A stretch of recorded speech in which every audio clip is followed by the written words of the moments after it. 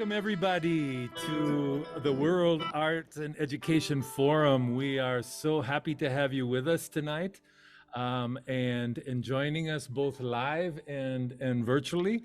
Before we go much further, we want to kind of give you a little bit of a kind of a feel for what it is we're doing here. So I'm going to go ahead and put up a quote before I introduce our wonderful guest for tonight, Gao Hong, featured guest. The purpose of this World Education Forum is that we see shifting demographics both in the problems and the needs and the solutions around the world, and particularly in education. And education is now required to begin to start to think of addressing all of the world's concerns with the assets that we have from our world cultures. Here's a wonderful quote that we like to use as kind of the basis for that we're predicating this. This is from the International Baha'i Center, written for the United Nations in 1995. It says, "The history has thus far recorded principally the experience of tribes, cultures, classes, and nations. With the physical unification of the planet in this century and acknowledgement of the interdependence of all who live on it, the history of humanity as one people is now beginning. Endowed with the wealth of all the genetic and cultural diversity that has evolved through the past ages, the Earth's inhabitants are now challenged to draw on their collective inheritance to take up consciously and systematically the responsibility for the design of their future." And so we feel that if we're going to go ahead and ultimately create an education system that is respectful of the world's cultures and begins to deprogram the constructs of nation and race and separation with one of integration and exchange, we have to begin the process of learning that and engaging that now. And we couldn't have possibly a better artist to go ahead and assist that with than Gao Hong. This will be an introduction to Chinese music from the past to modern global fusions.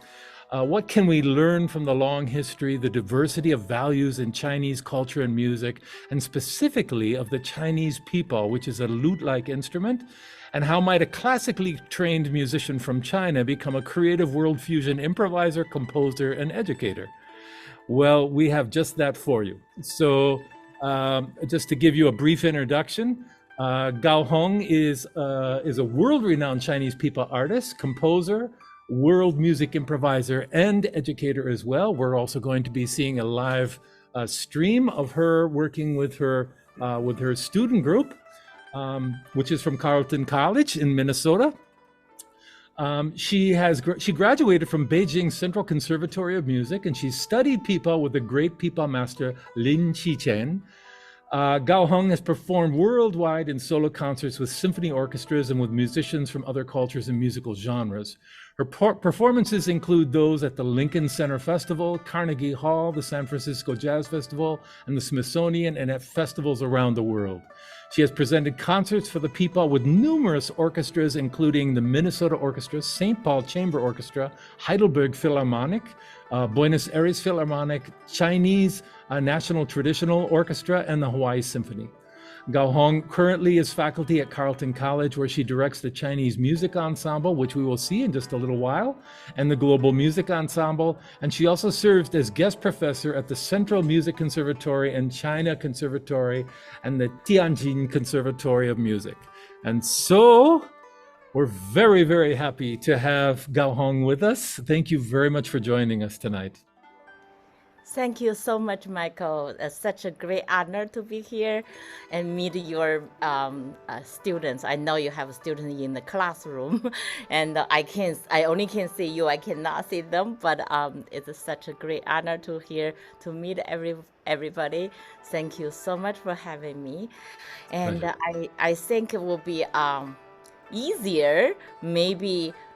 By me talk, I always say my English is not good. I always speak Chinglish, so so it'll be easier doing this little short film. And this year, the Minnesota Orchestra commissioned me wrote a Pipa concerto. So they came in this particular, where I am now in my office, made a little short film. And I'm very honored to tell you that this short film is nominated for the Upper Middle West, the Emmy Award. So tomorrow we'll know if we win or not. But anyway, Yeah. yeah, I'm excited. I will never, wildest dream, I would never think I will be nominated for Emmy Award. But anyway, so and I'm going to share this as a kind of a summarize of a little bit about my life, I guess. So that's where I teach Northfield. My name is Gao Hong. I'm a Chinese pipa player, composer, and educator. Right now, I'm teaching at Carleton College, directing a Chinese music ensemble, and performing and composing. So that's my dream job, and I love teaching, love performing, and love composing. I've been at Carleton since 2001. I teaching Chinese music instruments, like a one-on-one for the student, because I teach Chinese pipa and Chinese zither, the guzheng, and with all many of instruments. Carleton put a Chinese music ensemble on the program, and also we were the first higher education in America who offering music major and the minor on the Chinese instruments. When I started the Chinese music ensemble at Carleton, there were only 3 Chinese students. Eventually, we grew so big, and we had to limit the people who can come in. Our students has won international competitions, even in China. We have a Caucasian play the Chinese pipa, won the gold medal for the first time, competing with 1,300 Chinese pipa player. The Chinese pipa, about 2,000 years, people think it's from the Silk Road. You know, it's the barbart, the first lute from Middle East. Then they went to West, become a lute, and oud, lute, and guitar, and went to East, become a sitar, pipa. Teaching is my passion. Even when I was very, very little, I always loved to be a teacher, but eventually I became a professional musician at age 12, but I never wanted to give up my teaching. Everybody think the Chinese pipa like a guitar because it sounds like a guitar, or banjo, or mandolin. Actually, Chinese pipa, it's none of above, it's between. When you play the guitar, you plug your string like this.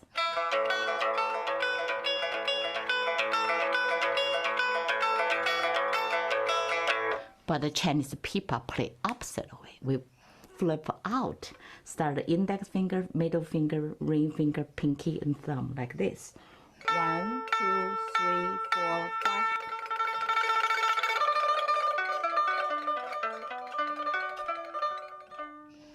That's how you play the Chinese pipa. And also Chinese music always tell you stories. Example, I will have to make sounds like imitate the flowing water.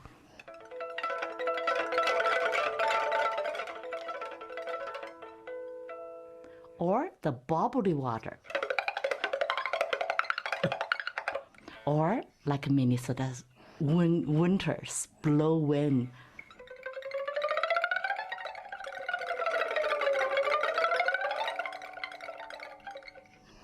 Or you can hear a cannon shot, or fireworks, or Chinese people talking. 你好吗？很高兴见到你。How are you? Nice to meet you. 很高兴见到您。Did you hear that? Or you can hear imitate people laughing. Ha ha ha ha.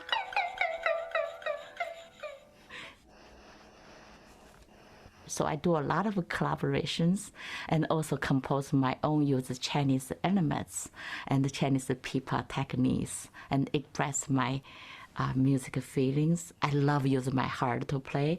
So every time I feel like I have more connection if I do that way.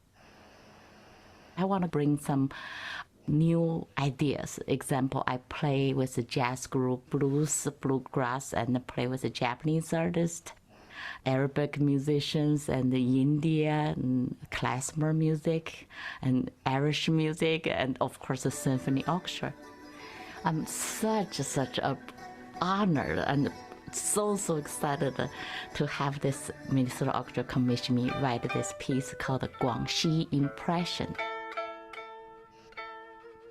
So I'm very fortunate to be here to share the Chinese music with my students and the Minnesotans.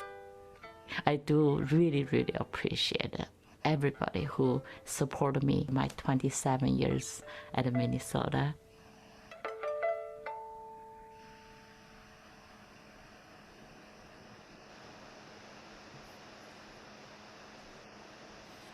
That was beautiful. Thank you. We're absolutely certain you're going to win the award for that. Oh no, I don't know. So this is beautiful. So the telling stories then is very important in Chinese music in general, but also on the pipa. Even though it's an instrument, we still tell stories, do we not? Yes, we do. Yeah. Um, Basically, you are using music to imitate the song. Even we describe the whole battle. Then later, you were talking, we're going to see the battle of Han and the Chu and the Han. You can see where literally you feel like you're in there watching the whole scene or you're part of that. So we always tell you stories. It's either scenery, beautiful scenery, either is story. And then later we'll have a live when we do a concert, when we live stream. That's all about the moonlight over the Spring River. We have two big one. One is about one style, it's describe the scenery. One is Wu style, it talk about the event. Uh-huh. Oh, that's fantastic. Well, so I think we should talk a little bit about the first piece that we would like to play, which is your tribute to your master, Lin Qichan. And so, would you tell us a little bit about how you got into people and then how you studied with him and what you learned from him, what he was able to transmit to you? Yeah, it's I always say I'm the luckiest person, and I would never want to even think about to go to a Central Conservatory. So at the age of 18, and I met him in the China National Conference. Mhm. So and I was lucky enough to have a one-on-one lesson. About 30 minutes later, he just liked the way how I played, and he asked me if I wanted to be the master class, the student, like you invited you to be the showing for the entire Chinese people player big conference. So I couldn't believe it. So people just. So then at age 22, I went to his home again after I became a instructor after graduate from my pre-college. So I became a teacher there.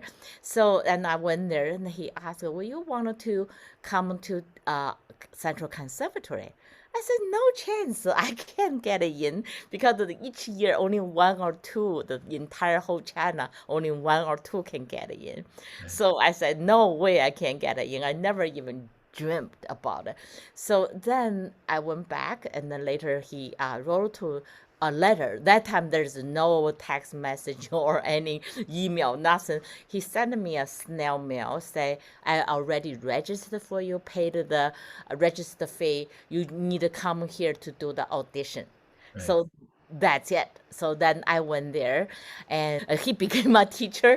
Then I was very lucky. And he also treated me like a father figure, Yeah. really was, and unbelievable. So uh, I was the only student besides his son ever toured and recorded a CD together.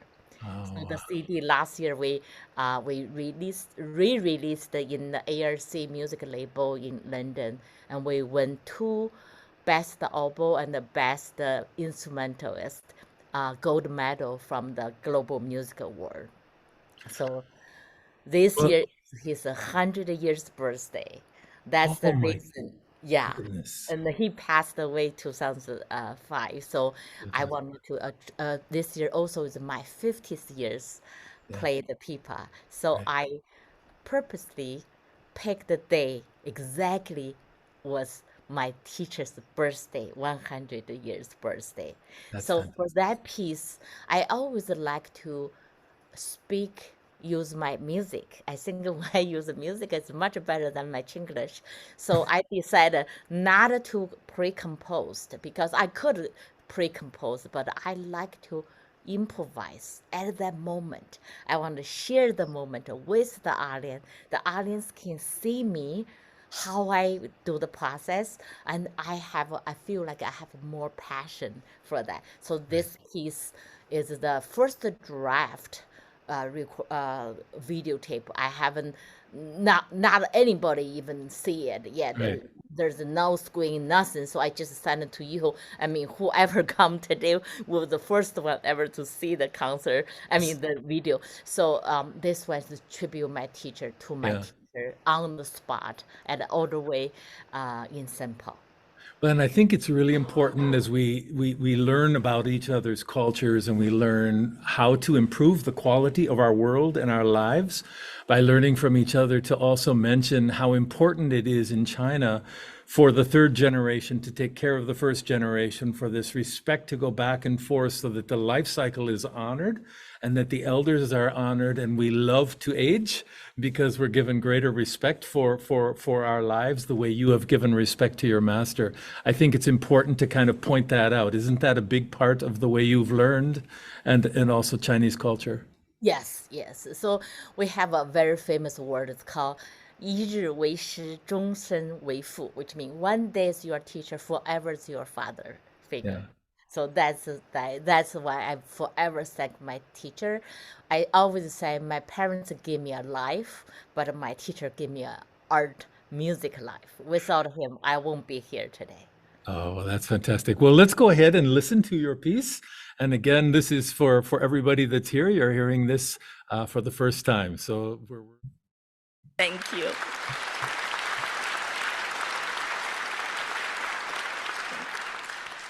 Here's my teacher. I hope he's watching over there, and to my teacher.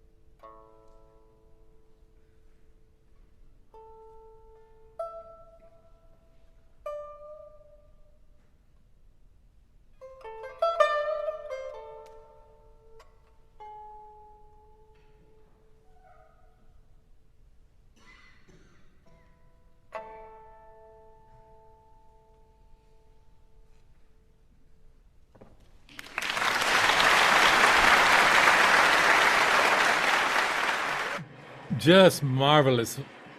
We'll take some feedback. I think we have some people in the chat room. We also have some people in the room here. Feel free if anybody in the room wants to go ahead and say something to go ahead and just turn the mic on. But we have some responses in the chat room. So one person, Jordan, said he really likes the different sounds and the different ways that you both pluck and pick the instrument and all the diversity that you get out of that. Evan says, yeah, it makes sense now why you have the cloths around your fingertips, because you have to be able to go. Yeah, absolutely. So good. So what else do we have here? Sounds most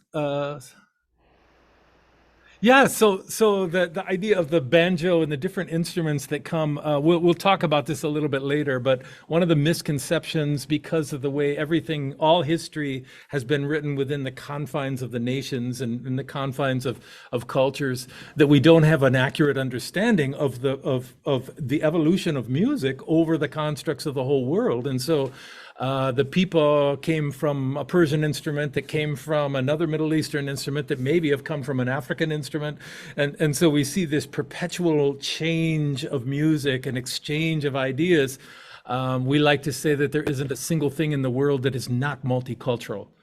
It's not a matter of if it is, it's just a matter of how it is, you know? And so we see that, of course, in you, because even when you're playing, we hear some things, some influences that may even be blues-like in the way you slide between the notes, and all of these experiences that you've been picking up over the context of time. I think this has really impact the way you play. Is that true or not? Yeah, I think there is a lot of similarity about how we express ourselves, how you do it. So I think when I first came 1994, a lot of people say, you play the blues? I said, no, I even didn't know what a blues was. Yeah, And I think the music is like a common for people express themselves, use a lot of left hand band yeah. to, that I think the Darlene, I don't know, I'm sorry. Darlene, oh yeah, Darlene has her hand up. Yeah, Okay, has hands up. okay, Right. Darlene. I was getting ready to write you a message. All the beautiful colors are in your music.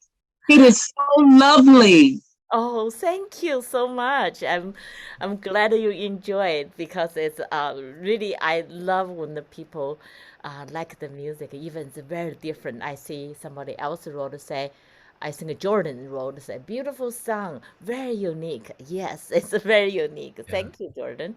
And I see somebody else is Evan, Evie, Evering say.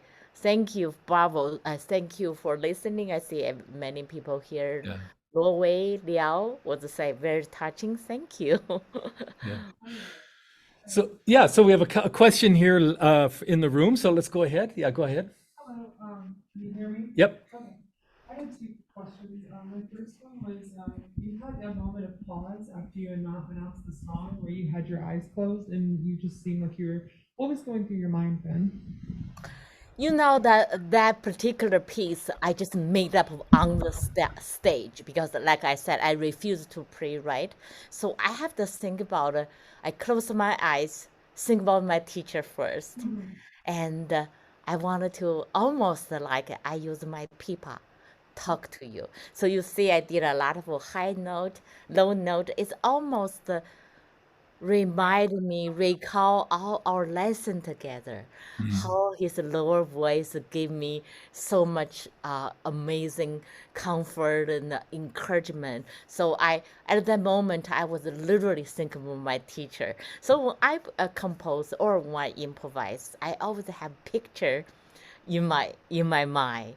So I always, especially for if I write for story or if I write for scenery, I literally need the picture in my mind to describe the color, describe the event. So that's why I was thinking about it. My other question is, are there any electronic versions of this instrument? Like, is there any electric peepaw or? Yes, and in 1982-ish, there was a first electronic pipa ever born, and and I literally sounds like a guitar, electric guitar. But when you get the tremolo so quickly, so the electronic the feedback. So I wasn't at that time. I wasn't able to use this Chinese special techniques called 轮指. So for a little while, people realized if we play the pipa just like a electronic guitar, it's losing our identity. So from 1982 about 1986, it was so popular. Everybody started playing. Was like the first time introduced by the Western musician. So then later, now there is a couple sing is better, but I haven't hold for that yet. But I did uh, improvise on the looper. You know, I will. That's so cool. Yeah, if you, I think I don't know if I put it on the website or not, and it's called the Early Fall. That was the first time I ever used looper. I improvised on the spot when I went to the Winona State University, and people really like it. I think in the Facebook definitely has the video. It's called the Early Fall Looping. If you're looking for my name, if not, I should go home to find the looping. It's really, really beautiful. I was shocked how the people suddenly I become a five people played by one person. Was That's amazing. yeah. So how much of the music that you play is improvised, is spontaneous? Is that something that goes back into the ancient practice of pipa playing, or is that something that is completely Gao Hong modern modern fusion? Yeah, I think so. Because as you know, I graduated from conservatory, which means we didn't learn how to improvise like what I do now, but we do have a traditional called the silk and the bamboo music style. That improvise, but it's not to improvise to whole music, just what's it called?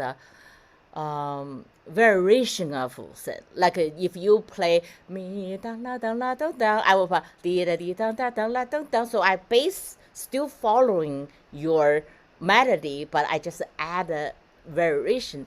But my style become improviser is become after came to American. I never have ever thought I would be improvise in my life. I didn't think about it. But then later, more I started to put me on the spot to start perform on the spot. I more love the way because I feel like I can express my feeling better than I pre-write. If I pre-write sometime, I feel like I was more like a play the note. But if I improvise on the spot, and it's more like a from my heart. It's like a flow out from me. So that's why I don't think many people will do my way. It's very risky because sometimes when I do a live performance for solo concert, I will ask the audience give me the title. I will improvise on the spot. One time somebody wanted me trying to play called the cat walking on the piano key. That doesn't make sense. So or something very very weird. So but anyway, so that's I think that's probably is my style to express my music.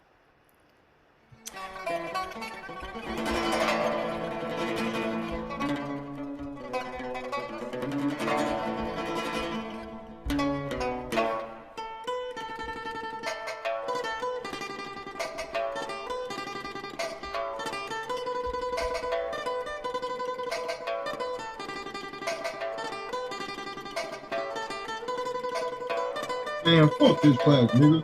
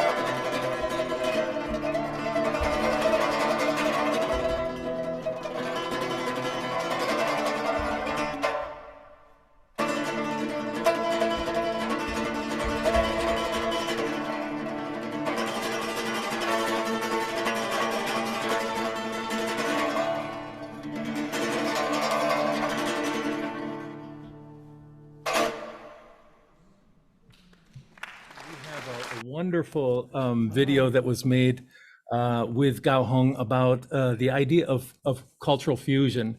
And so in her work over the last, I would say 20 years or so, she's worked with a number of people from a variety of different cultures.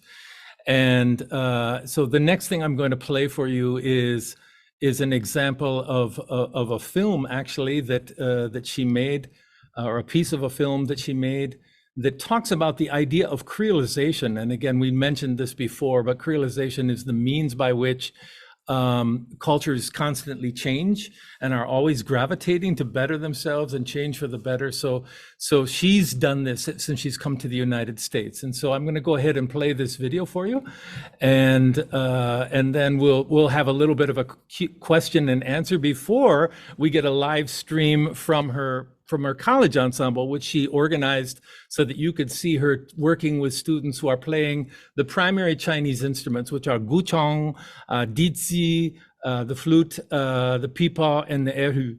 And I'm sure I'm saying all of those incorrectly, but here we go. Here's a little bit of a film that she made about her exploration of different styles of music. Variations of the single human species and products of human exchange over centuries. A beautiful illustration of this, Gao Hong is, among other professional titles, a Chinese pipa artist. The pipa itself is born from an enormously long evolution of multiple lute-like instruments traveling the pathway of Africa to North Africa, to the Middle East, to India, to South Central Asia, before first being mentioned as a pipa in 200 CE. But more fascinating is Gao Hong's own path as a world fusion artist.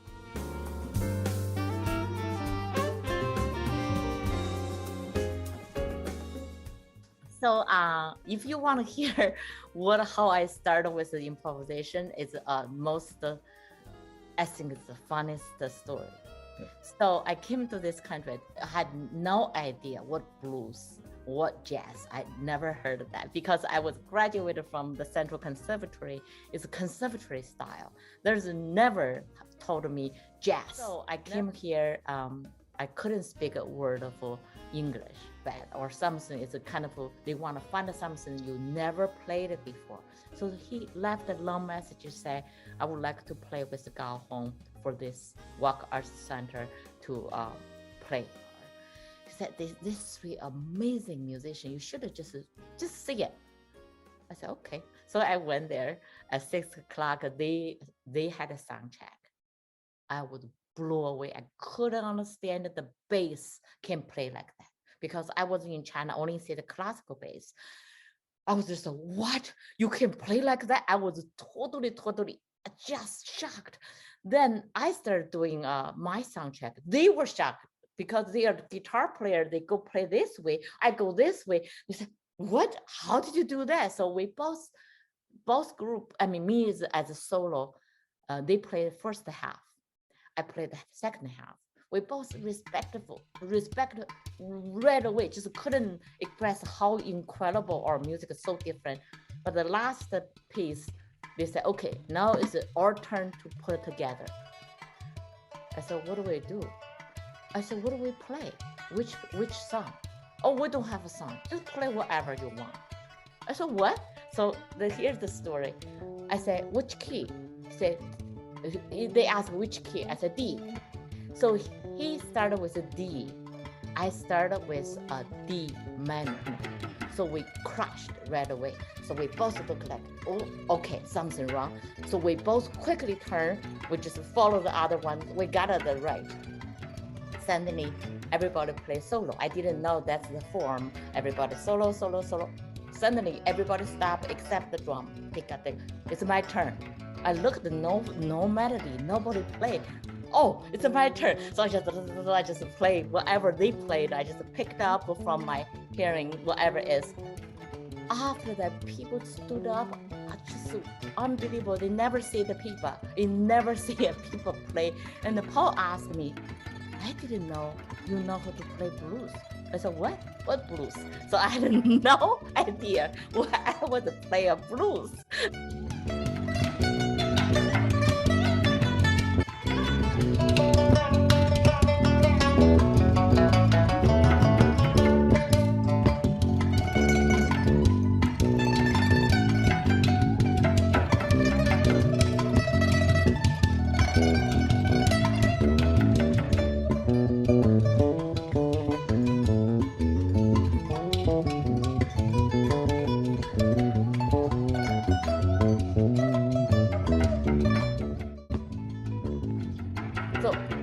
I started with my first ever with the blues. So I just don't know what the blues was, but and since then I just fall in love with this collaboration with the improvisation. So in 1997, that was a very early time. Not many people even do this world music collaboration yet. So the Shubhendra Rao, who is the Ravi Shankar's best student, and he was lived with Ravi Shankar for 15 years. He said, wow, your Pipa sounds, look like so much similar for the sitar. Do you want to play something with together? I said, sure. So he came to my house the first day. We couldn't make even one sound together. It's just terrible. We just couldn't find the common ground because the Indian music is so complicated with the rhythm. Then the raga is so much of differences. I couldn't get anything. Then for Chinese, it's 2/4, 4/4, very balanced. The yin yang. Hardly ever do a 3/4. Here is 5/6. 5/8, and I just no way. First day we just looked at each other. We give up. Second day he came, we give up. We couldn't get a common ground. Until third day, I finally say, okay, what are your toning? Now I finally find the problem. Their open string, my open string, A, D, E, A. His is sharp G, sharp G, sharp C, sharp D, whatever it is. No wondering we can't find the common ground because we're crushed like that. Then I realized that Indian musician never read a score. I said, how about we do this? Could you sing in your rag? I will write it down. Write down what your skill. I'm not write down your melody. I'm just write down your skill. I will adapt it from there. That's how. So the piece you hear the morning only took us 2 hours. After we figured out, I retoned my pipa. I wrote down the scale, da da da da, whatever is the scale the raga was. That's it.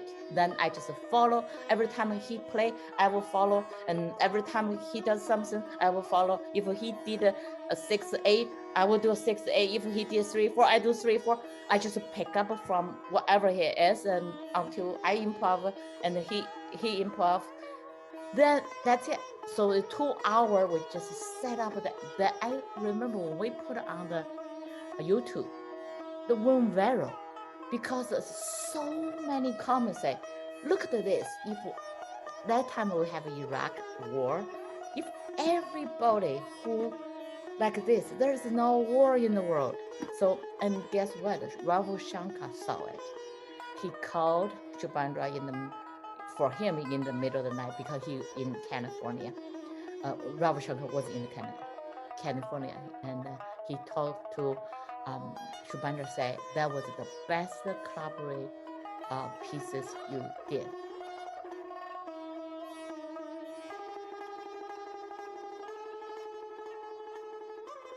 So the butterfly actually is one of my composition, because the reason I wrote the butterfly is so beautiful, but they lived so short. So I use that to dedicate it to the people for my teacher passed away, and for my sister passed away too early. So, but why you wanted to use Vina? Why you want to do that? Because for me, after I had so many collaboration with the Indian musician and the people from other culture, I really wanted to use my composition skill to use part of the raga in there and part of Chinese, part of Western music we're thinking. I wanted to compose a world music fusion.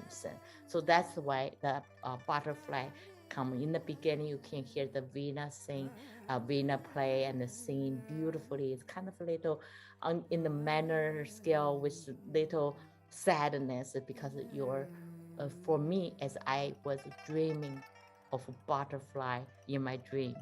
In the dream, I saw my sister Then you can hear the dum, dee, dum, you know, let's go to a 6/8. I hear me in the dream dancing with my sister. So the happy moment, how I feel. Then in the end, we woke up, the raga came in, then the singer ended it with a sad tone. Here's the reality, your family it is gone. So that's the inspired me to write. I added the cello. It's kind of like a deep voice of my emotional sadness, and with the raga, with the kind of, I just want to be a fusion. That's the idea of the butterfly.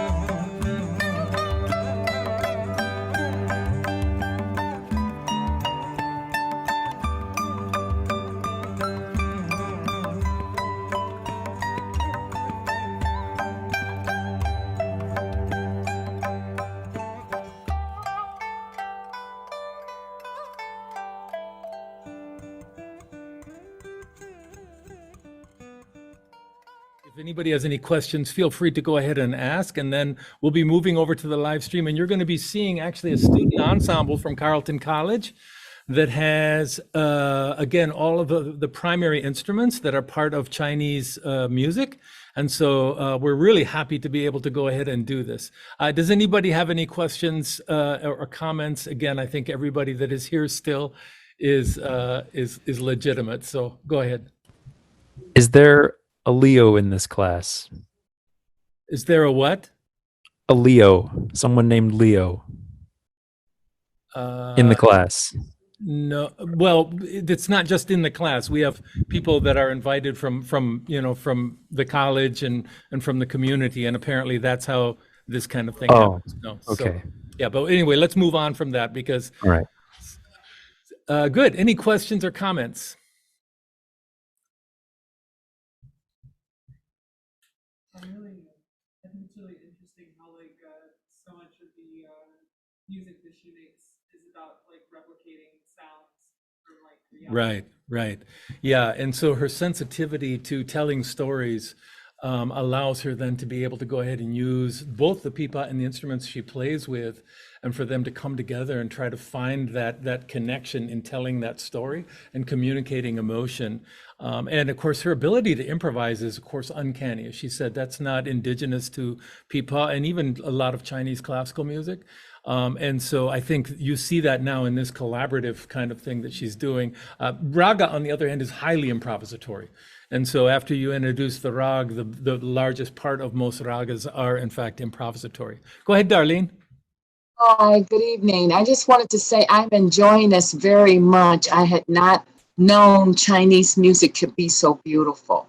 Yeah, that's exactly. Well, and that's again, that's how we get introduced to these other cultures. It's almost like tonight, Darlene, you have a pipeline now to China, and now if you find it beautiful, you continue to go ahead and use that pipeline. It's like a conduit to another culture, and that's how we grow our vision.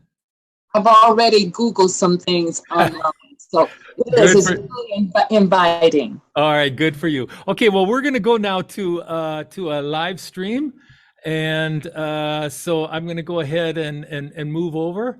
And in just a little bit, it looks like they're in the process of getting up, so I'll just wait just a little bit more.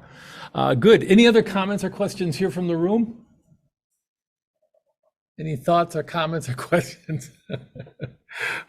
Okay, if you can try to again find your way back to I find it really hard to check the chat room now because of all the garbage that's in there. But in any way, we'll continue to move on. I will say that one of the things that is I think really again happening is this idea of spontaneous expression, which is another way of saying improvisation. Is you have to first of all have a vocabulary, and Gao Hong has an incredible vocabulary on the Pipa, the ability to go ahead and create sounds, to do other things. For her to get to the point though that she could move to the improvisation, she talks about being with people and they just couldn't get anything to happen. And I think the clarity there is that we have to understand is that we have to go through those hardships. In other words, if we're going to develop a new language and we're going to be able to go ahead and improvise, we have to be willing to go ahead and not be able to express ourselves, to have to fall down, to not be able to go ahead and have things work. And that's just how learning about the world works. And as long as we're okay with that, then of course everything is possible. Anything is accessible.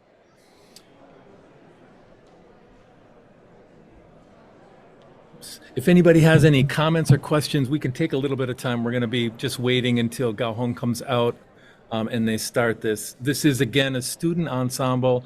The students are Chinese American, Chinese from China, American non-Chinese.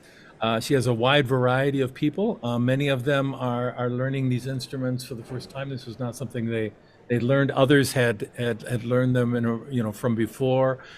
She has a wide variety of experiences, and so they have to learn the instruments as well as learn the music.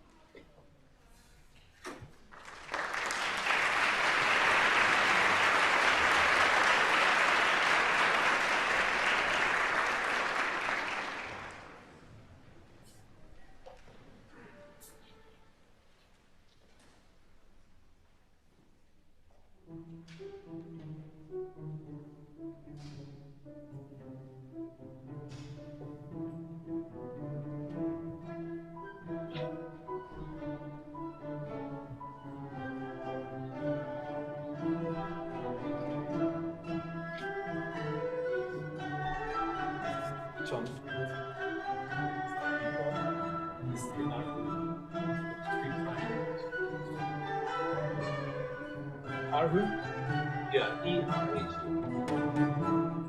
sure I'm saying it wrong, but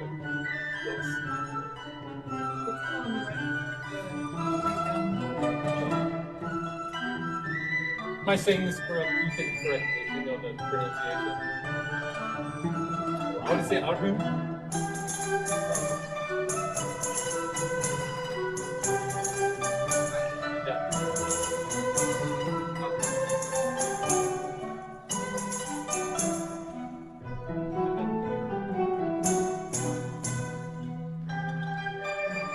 Little flute there is deep.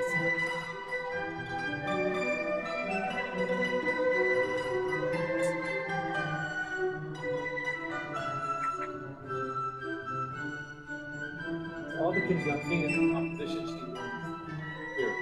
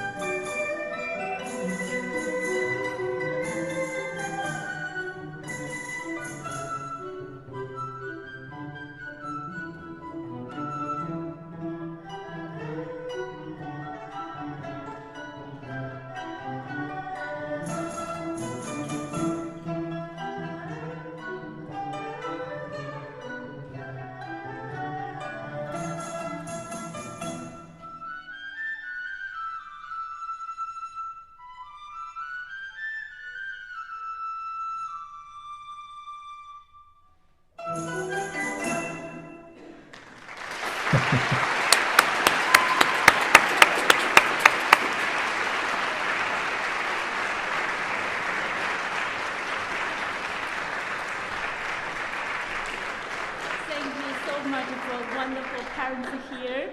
It's a happy family weekend. And that one you just heard is the Chinese ensemble. And at Carleton, we don't see what instrument you play.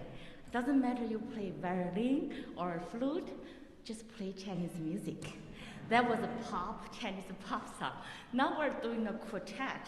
It's traditional, about 1,000 years old classical Chinese music. On this first side is a erhu, Chinese fiddle. Then in the other one is a flute, Chinese flute. And the way side is the zither. I'm going to play the Chinese pipa. Here's the moonlight of the spring river, 春江花月夜.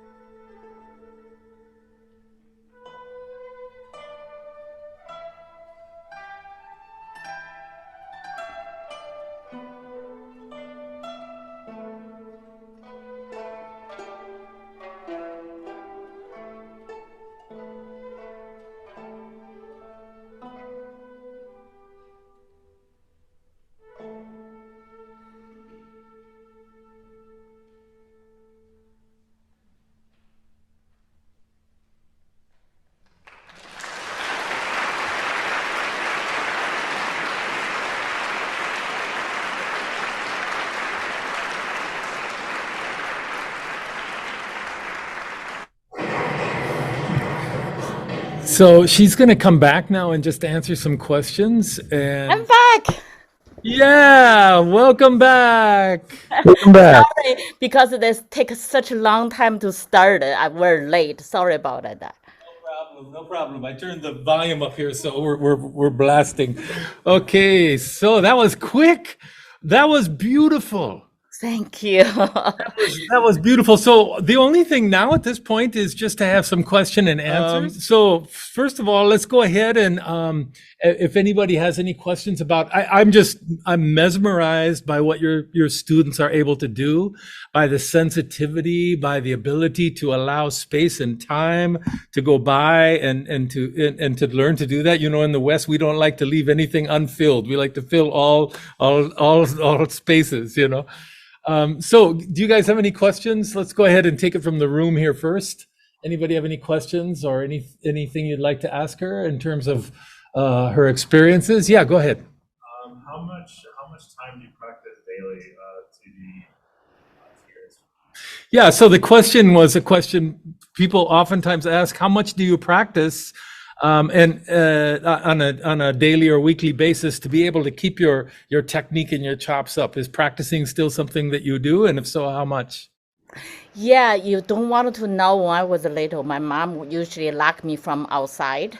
From outside, I had to practice 8 hour day. Now I do a lot because recently I have a lot of concert come up, especially one of I will be play a Pipa violin concerto for Vivaldi, 4 seasons on the Chinese Pipa. Can you imagine it?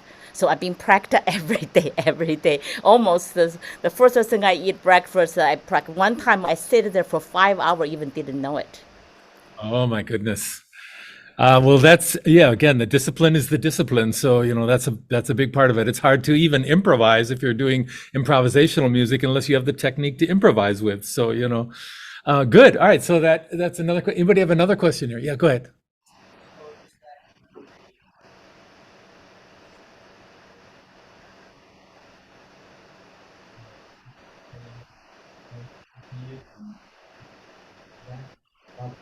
Do you ever get frustrated or So you've been playing people for 50 years and he really admires that. But do you ever get frustrated and just feel like you want to give up and just let go or just move away? Yeah. I want to give up when I was at 8. I tell you, every day if we have a Christmas wish, my only wish is I will never play the pipa. That will be my happiest day. But somehow I'm still doing 50 years. So I did frustrate because my mom forced me to be a musician. So I didn't really want to, but it's a life forced me.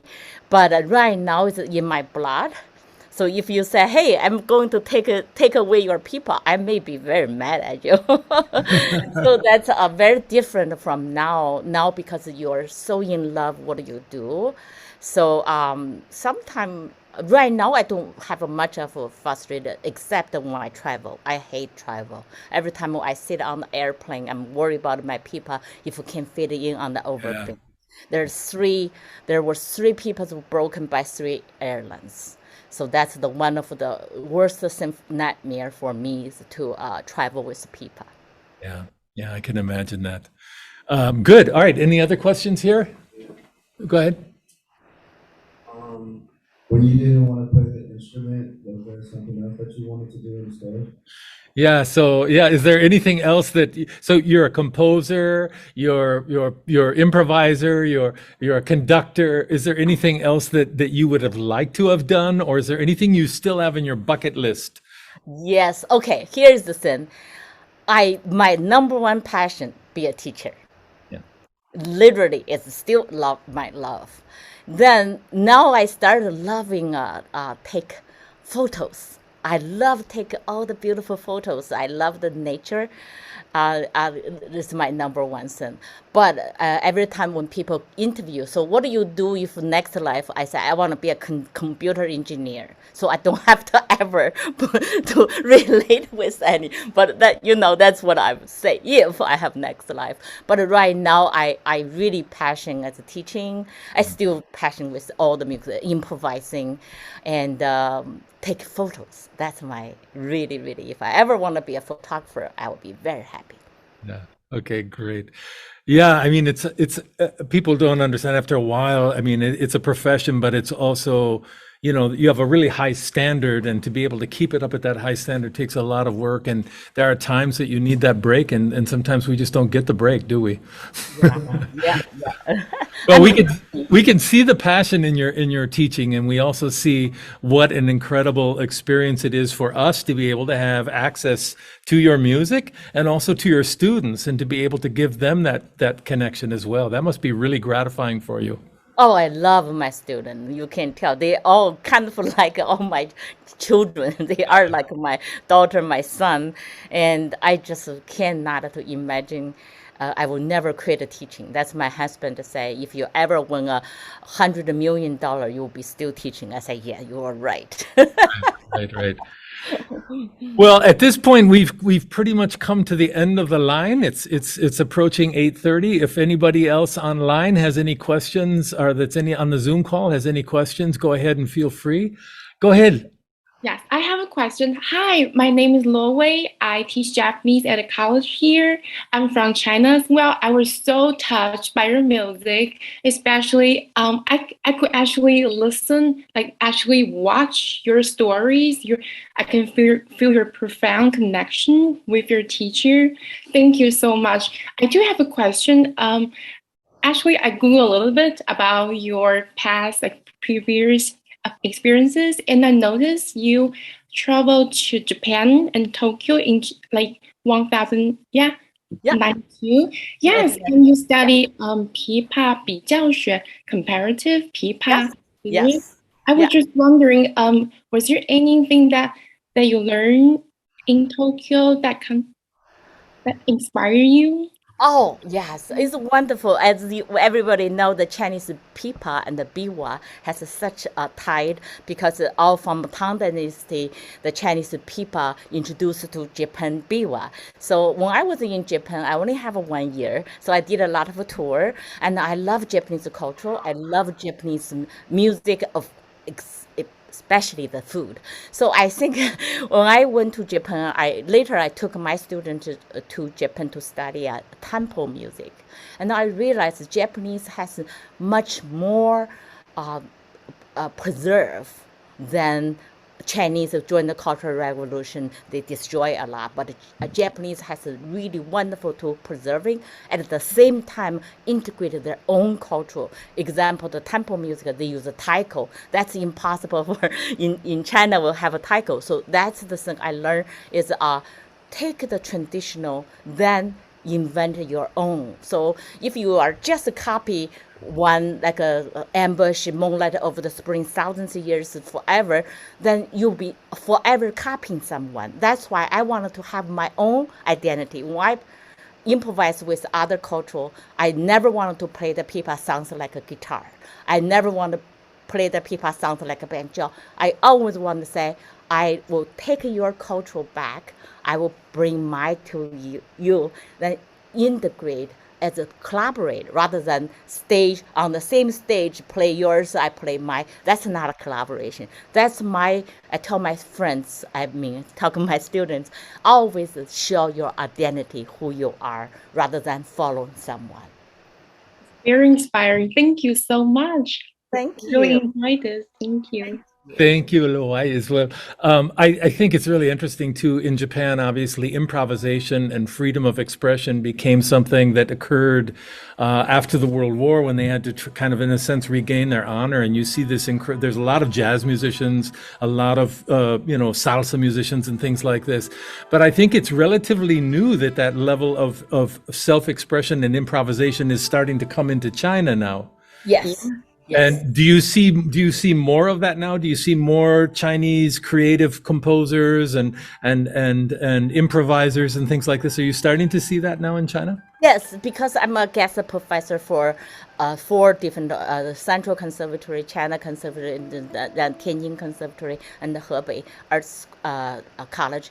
So every time I go back, I always teach them how to improvise, and most is encouraging them to how to improvise, because many of us, Central Conservatory, Shanghai Conservatory, they're incredible musicians. But when I ask anybody improvise, they all say none. So I will say, let's do 1 hour. By end of the hour, everybody loved it. So everywhere I go, if I can inspire 1 or 2 students wanted to compose, wanted to be improvise, then my goal is reached. Because I always say, if I can't do it, you can do it too, because I'm not any special or gifted, nothing. I'm just a normal person, just like to discover new things.